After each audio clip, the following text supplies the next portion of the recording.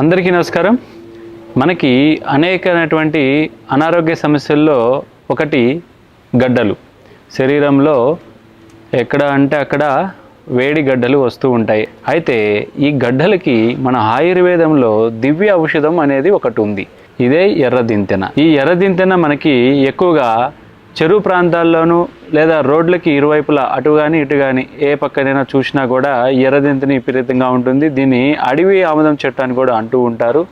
దీన్ని ఎక్కువగా ఈ ఏరుని తీసుకొని పళ్ళు దొమ్ముతూ ఉంటారు. పంటి సమస్యలు ఎలా ఉన్నా కూడా తగ్గిపోతాయి అని చెప్పేసి ఈ పుచ్చిపళ్ళు ఇవన్నీ కూడా ఏరును బాగా ఉపయోగపెడతారు. అయితే ఈ లేత ఆకులు, ఈ ఎర్రదింతెన అని చెప్పబడే, ఈ అడవి ఆముదం అని చెప్పబడే, నేపాలం, పెద్ద నేపాలం అని చెప్పబడే ఈ యొక్క చెట్టు యొక్క లేత ఆకుల్ని కనుక మనం ఇట్లా సేకరించుకొని లేత ఆకులు తీసుకోవాలి.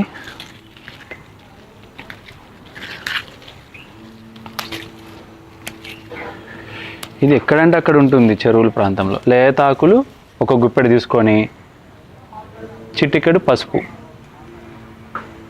లేదా పసుపు వేసుకోవచ్చు, ఎంతైనా వేసుకోవచ్చు, ఒక చెంచా కూడా వరకు కూడా వేసుకోవచ్చు.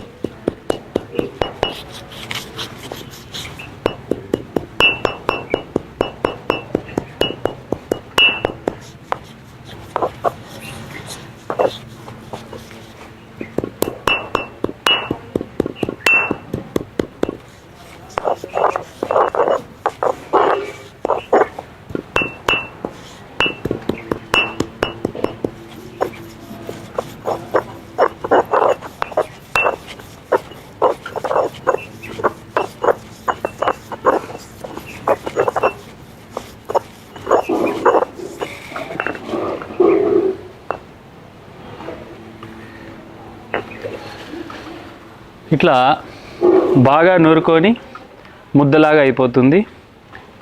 చూశారు కదా, ఎర్రదింతెన, అడవి ఆముదం, పెద్ద నేపాలం అని పిలువబడే ఈ యొక్క మొక్కను తీసుకొని లేత ఆకుల్ని పసుపు కలుపుకొని తగినంత ఈ ముద్దలా చేసుకొని ఎక్కడైతే గడ్డ మనకి వేడి గడ్డ వస్తుందో ఆ భాగంలో ఈ ముద్దను ఎట్లా పెట్టి కట్టుకట్టినట్టయితే ఒకటే రోజు, మీరు నమ్మరు, అద్భుతమైనటువంటి ప్రయోజనాలు ఉంటాయి.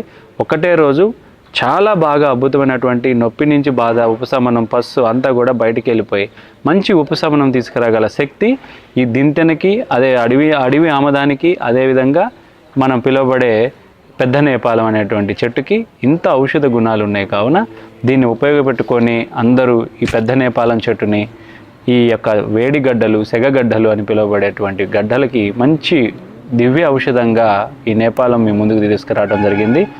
ఈ వీడియో మీకు నచ్చినట్టయితే లైక్ చేయండి, సబ్స్క్రైబ్